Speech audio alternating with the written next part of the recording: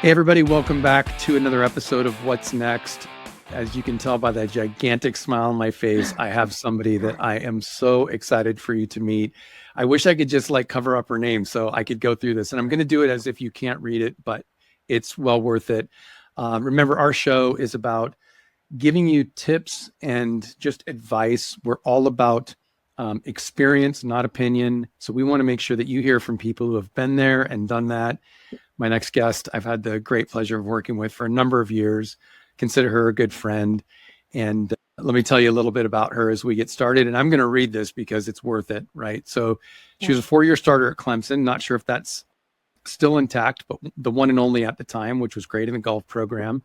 She led her team to the first appearance at the NCAA National Championships.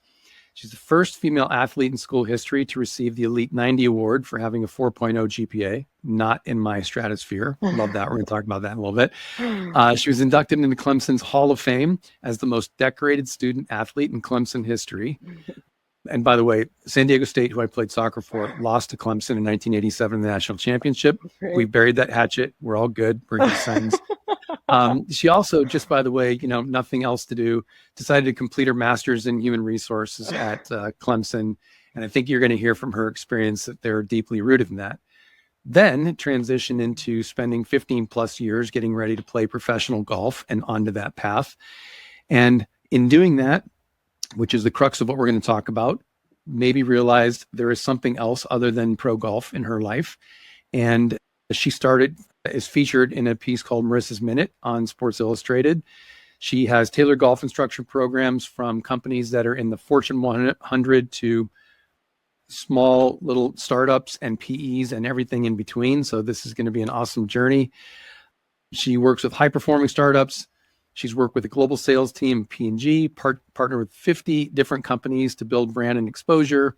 She does keynotes, workshops, roundtables, discussions, and really talks about optimizing mental resilience. And I think it's super important, emotional intelligence. We don't spend enough time talking about that. Marisa Massana, thank you so much for joining us here on What's Next, where we do talk about you did something great or you maybe messed it up, but what's next, right? We learn that as athletes. So welcome and thank you for joining. Thank you so much for asking me to come on. I've been excited about this conversation. Yeah. So a little background for everybody. When I was CEO at V1 Sports, Marisa was kind enough to do some content for us. I think at the time you're still playing pro and fitting everything in. And as you were going through this transition, you and I started to spend some time talking about business that had nothing to do with the LPGA, had nothing to do with V1 Sports. And we kind of formed this kind of mentorship, friendship thing that was great. And I think as we teach, we learn, right? So I've gained, I think, probably more than maybe I've imparted on you. But let's go back to Clemson, right? So I think it's probably easily said that what it takes to get into a school like Clemson as a golfer, we could probably spend a whole show talking about that and the junior ranks and all that. Sure. But you get to Clemson where I think to that point, no one has started as a freshman. What was that journey like? And just how was that sort of beginning stage for you?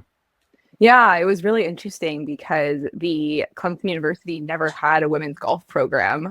So they were recruiting me before they actually had proven success. But they did have an amazing track record with their men's program. So they really drew this vision for me of building your own legacy and creating what that could look like for Clemson University. So, I was really excited. I have an incredible coach that recruited me, and I learned a lot from the first 2 years before he transitioned out.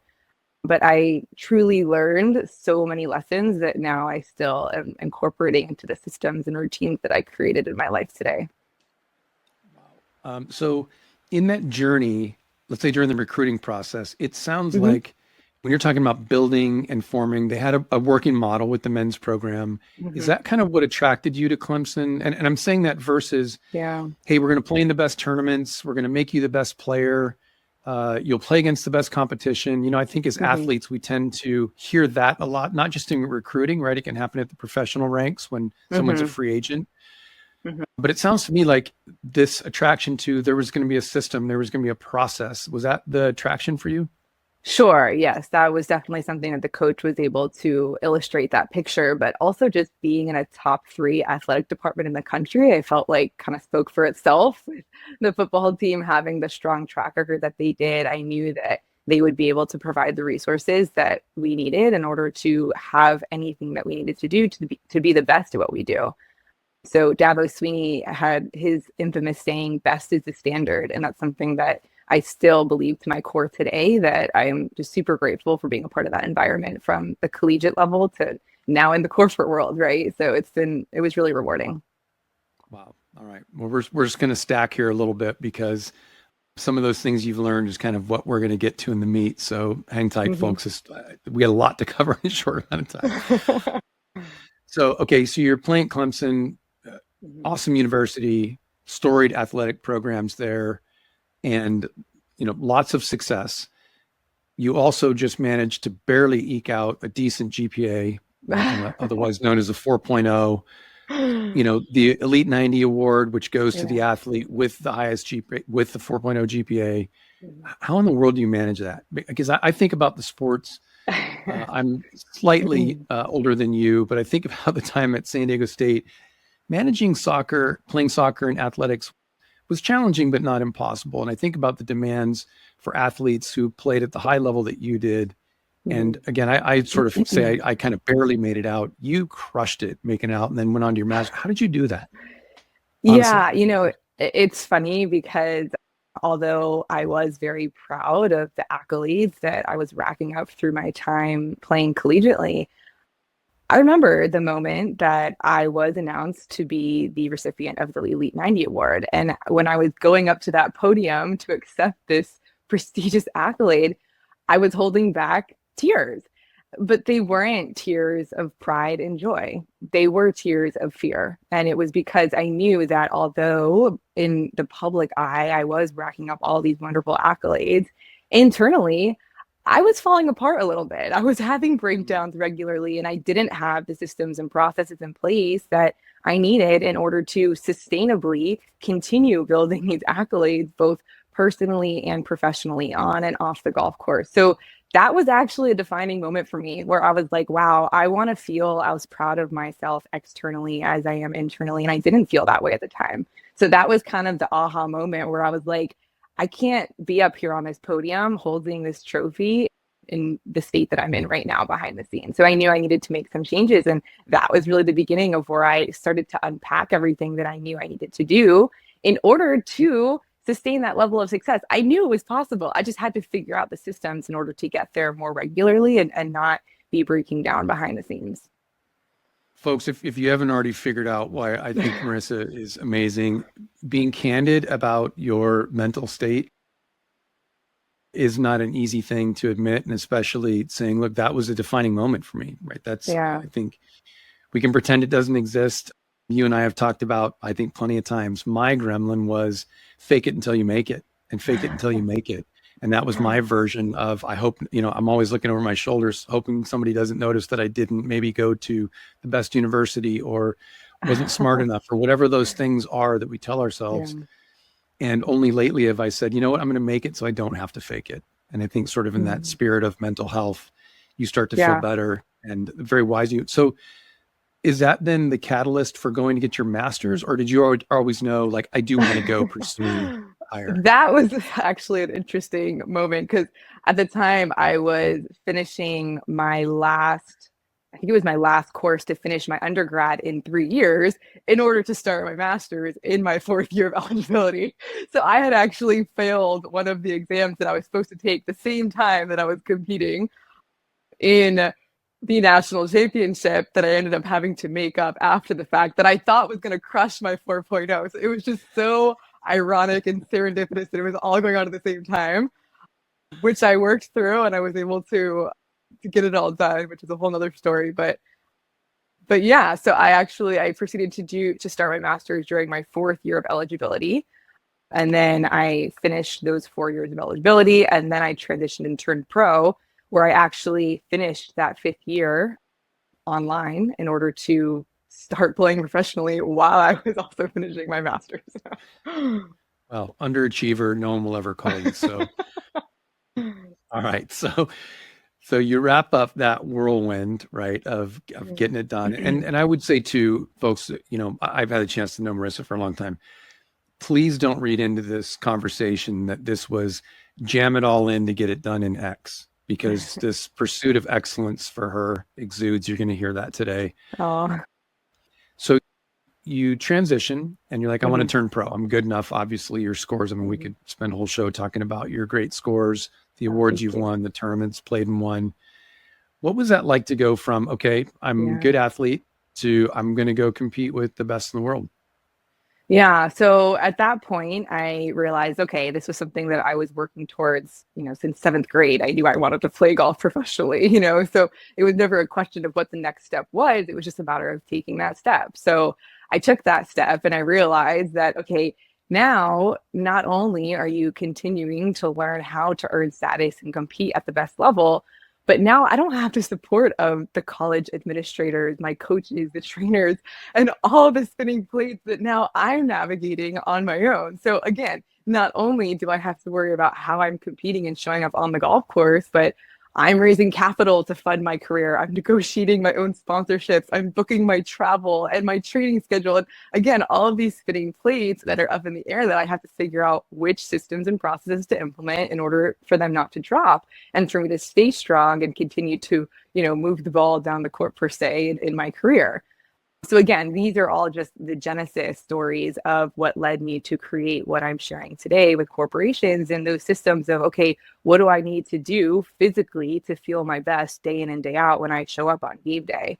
What do I need to do in order to build the mental resilience to work through the inevitable obstacles and adversity and challenges that you're going to face in pursuit of excellence? And emotionally, how do you navigate all of the highest of highs and the lowest of lows that you're going to experience, whether you're on the golf course, whatever sport it is, or in the corporate world, building your business or working to whatever high goals that you set for yourself? Wow. Boy, I could go in so many different directions right now. I'm gonna try to keep this to a path here, because there Okay. there is, I think, a couple of different stories which are really cool. Hmm. So you get on that path, and by the Hmm. way, again, love the brutal honesty. So it Yeah. wasn't your agent out there doing all this stuff, and No. you're sitting in the lap of luxury. You were out there hustling to get it done, Yeah.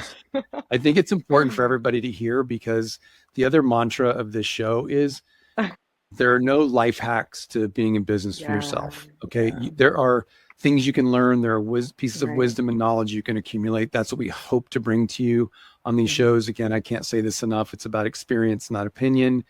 And what it won't be is about it's not hard or it's not hard work. What you're going to hear consistently from the people on the show, self included, is it success looks a lot like hard work. And so the better you can get at that, and that's I think what you're hearing from Hmm. Marissa, that Yeah. the better you get at that hard work, it can be Hmm. fun. It can be really Yeah. hard. I know we've had Yeah. those conversations too, but it can be rewarding because you're So really doing what rewarding. Yeah. your unique ability is. So I appreciate you Absolutely. sharing that. Yeah.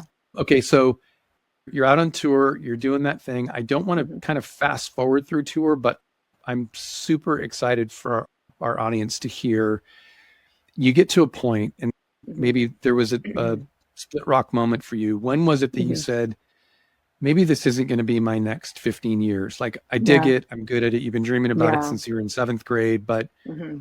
maybe there's something more or different. What was Yeah. that moment like for you?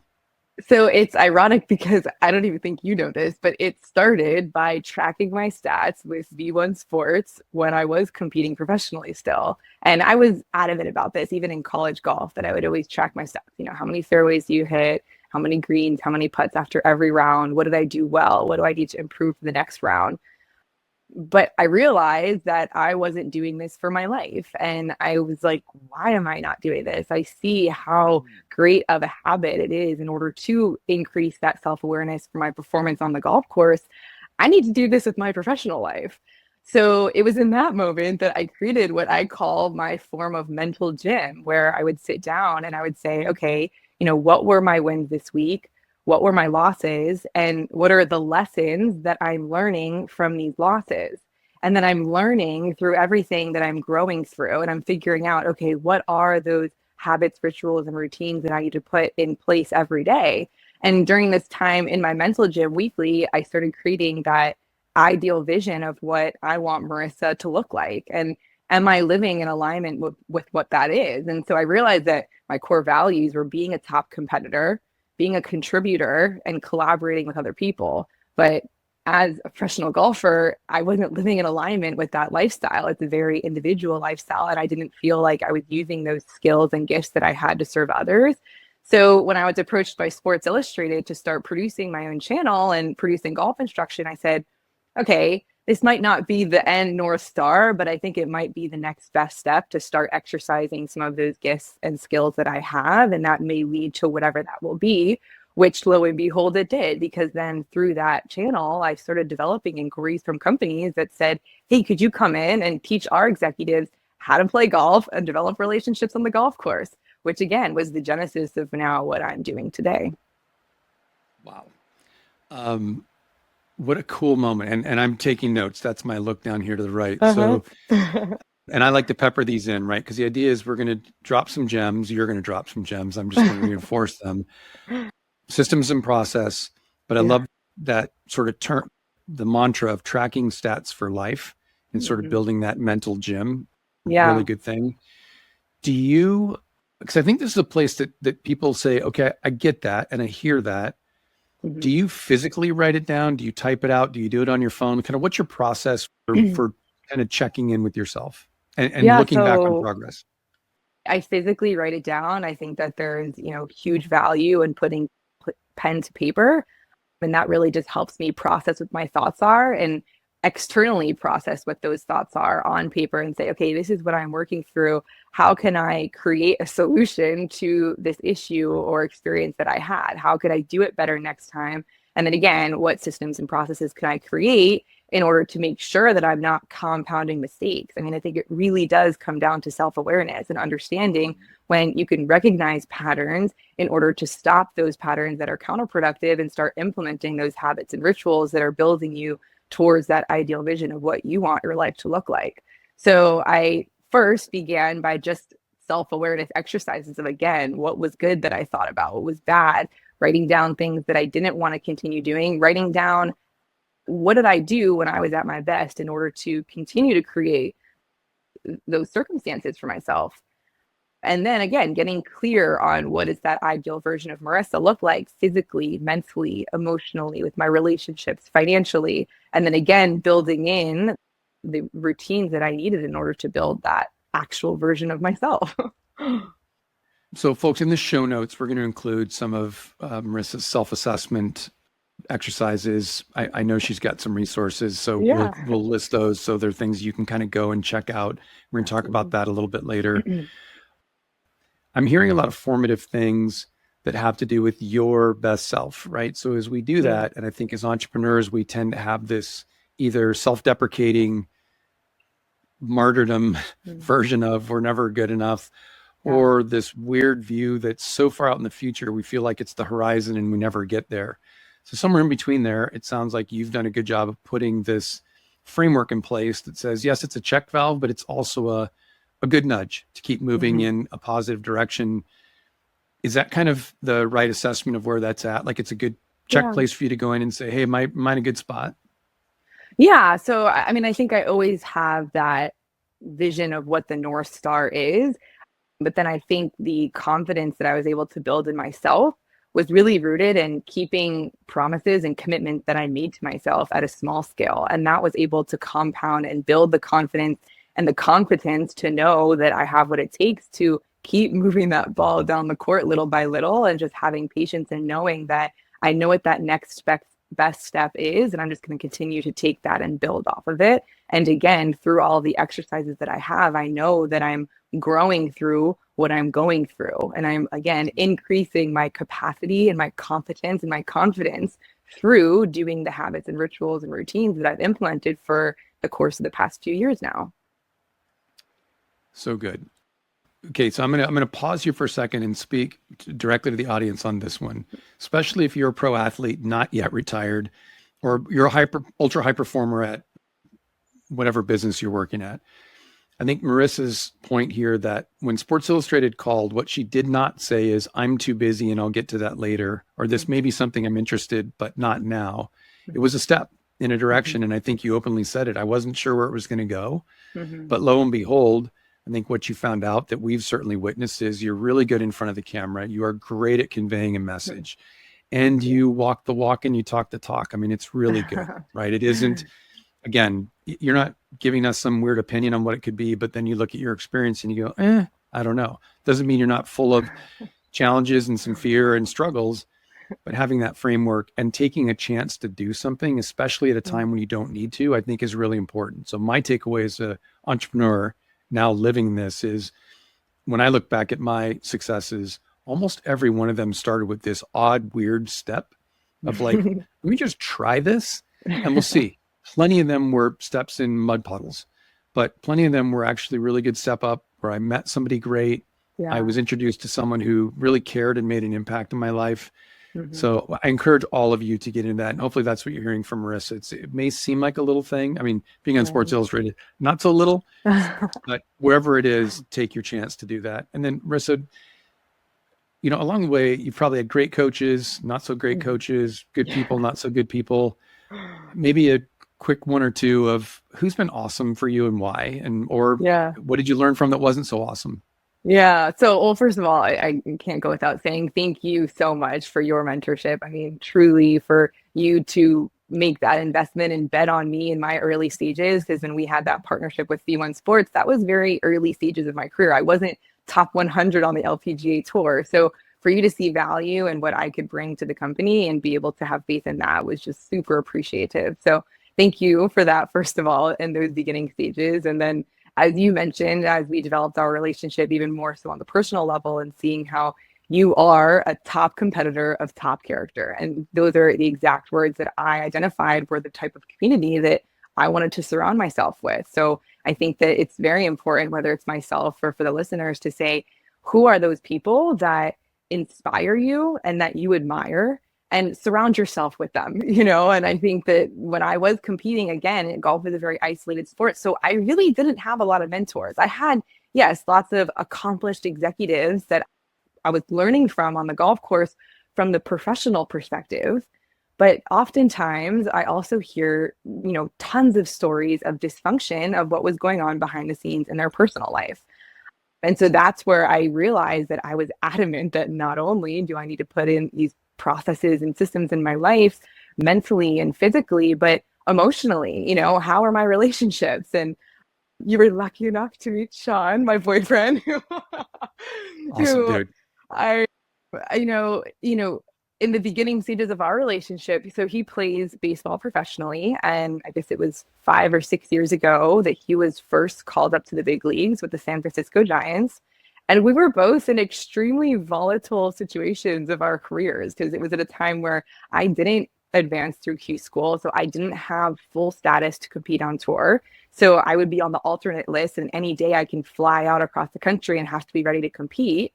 And in the same way, he was going up and down between the big leagues and AAA. So on any given moment, we didn't know what city he would be competing in. Lo and behold, he was traded 6 times during this year. So he was in 6 different organizations in one season. So needless to say, you know, the chaos and the volatility and uncertainty of our life was just crazy in this moment. So that was a time where we were even struggling, and we figured out, okay, in the same way that I created an ideal vision of what does Marissa look like, I wanted to create this ideal vision of what does Marissa and Sean's relationship look like together? And in this extremely stressful lifestyle, how could we be pillars of support to one another? And we don't need to add stress to one another in these circumstances, but how can we champion one another and grow better together? So it sounds funny, but we truly identified what are those KPIs of our relationship that we needed to be able to hold each other accountable to become stronger together, and set aside the time every week in order to identify, hey, you know, what went well this week and what didn't go so well, and quantify that. Because when you're in a long distance relationship, it was so important for us to have impeccable communication to understand what we're going through.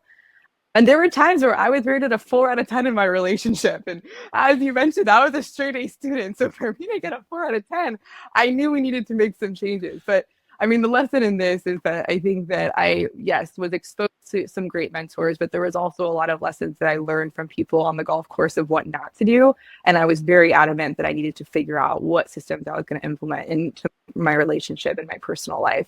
And whether this is with your significant other or your business partner, your family, I think that this exercise is so valuable of really identifying, what are those values that you want to embody and then holding one another accountable to living that day in and day out. Well, it's interesting you say that because that was my exact sort of transition here is what you speak about is on a very personal level. Spoiler alert, we're getting Sean on the show. So his story, much like Marissa's, like talk about a 1-2 combo. Fantastic. But what you talk about, you're exactly right. I think tongue in cheek, we call them KPIs for our relationship. But the reality is they do transport from business to friendships to relationships to all parts of our life, that when you do have a plan, right? The old adage, if you fail to plan, you plan to fail. Yeah. And I think it's never been more true, especially today where things happen so quickly. As our audience knows, the people that have been on the show, a common theme here is there has been a plan. And most of them would tell you that there's been a plan so that they have the freedom to execute the plan and be who they are. The plan is not the drudgery. The plan is actually the exciting thing that says, okay, we got that out of the way. Now let's go have fun and kick ass in life doing what we're meant to do. And yeah, you're going to get punched in the face. The plan is going to change. That's okay. Yeah. That's what happens. So no, I appreciate you sharing that. And the plan to get there is always going to adjust, right? So it's like you just have to know the North Star and then surrender how it's going to happen. And even the North Star may adjust at times, but I mean, I have even stories and updates for you that are just wild in regards to pivoting plans and unexpected outcomes and circumstances. Look at you planting the seed of show number 2. I love it. Like, it's not going to be part 2. We're going to get Marisa back on and we're going to say, okay, we've been waiting with bated breath. What's coming? Okay, but we got to talk about your business now because we've got these tools. You've been through this path. I feel like we're doing this wrap up of your life in, 37 minutes or less. But you're making this transition. What was the hardest thing for you? Because I think a lot of our audience, they're comfortable where they're at. And most would say, I don't want to take my feet off the pedals and cruise. Like, that's not who I am. I'm built to run hard and charge, and I want to do this. But man, I'm scared to death when I look at going out on my own or doing something on my own. I've been either part of a team or I've been a high performer here. So you made that leap and you did it. Yeah. What was maybe a tool or two that you talked about you gained by being an athlete? But then what was it like when you were making that transition? Yeah, I think kind of what I alluded to earlier is that I was able to make small commitments and honor those commitments to myself, which built my self-confidence that you are going to execute. So I think it was having that self-confidence through keeping my word, which is, an incredible skill or commitment, I guess, lifestyle that I have that I am, attribute a lot of my success to. And then surrounding yourself with others who have done that, or people who have already been there and can say, hey, this is the next best step based on my experience that you can trust. And then hearing how highly they may think of you. I mean, there's been conversations that we even had where maybe I was doubting myself, but then you were able to reinforce that confidence in myself, that I do have what it takes. I know what I can do. I have you, Nicole Vasquez, another person that, she believed in me at times where maybe I was thinking, oh gosh, I don't know if I got this. And then when you hear it from an outside looking in, you're like, oh yeah, you're right. I do got this, and then you keep going. And it's funny because even with various relationships, sometimes that's you that's on the mountaintop. And sometimes it's a role reversal where you're in the depths and then you're looking down saying, come on, let's go. You got this. So I think surrounding yourself with other people who have done that is definitely helpful. And then when it came down to it, for me to take that leap, I think I just had this fire inside of me that I can never settle. And I felt like if I were just to go work for someone else, that wouldn't be using the skills and gifts that I knew I had to my best capacity. So I felt like I needed to bet on myself. And it was like as if I almost owed it to the world, right? I couldn't live small. And this is what the bold Marissa would do. Again, I created that vision of Marissa, and it said making bold moves, being decisive. These were all things that I struggled with. There were times where, although I may have looked like the most confident person in the world, I remember my coach back in the day would say, Marissa, you're living like with the emergency brake on, like go, like play golf without the emergency brake on. And it's the same thing in life. Your tendencies on the golf course are going to be the same thing in your business. And so it's just being aware of what those tendencies are and then making a shift in order to be more mentally resilient through it. Man. Okay. So I got to pepper in a couple of nuggets here. This is great.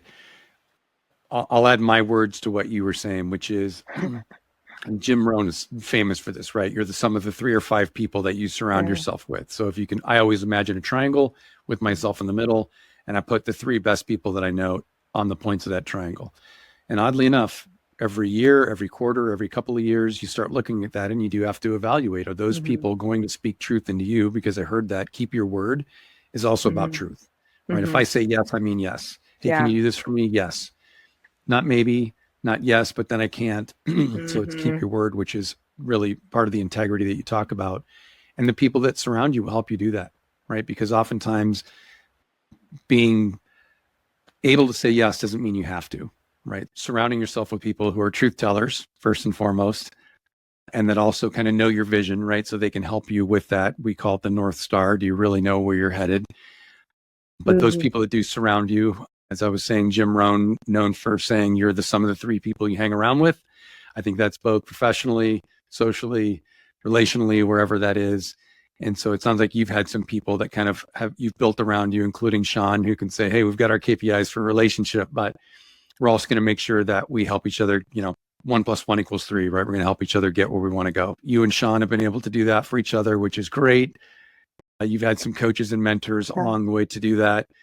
When you're out in the field, kind of working with other organizations, companies, people, let's talk about your business. Kind of what are the main pillars that you want to make sure that when you're out, the golf course sounds awesome. Yeah, I'd love to be out on the golf course, but really benefit is the kind of information that you're bringing that is true, right? It really works. So what are kind of those main pillars and what does that business look like for you?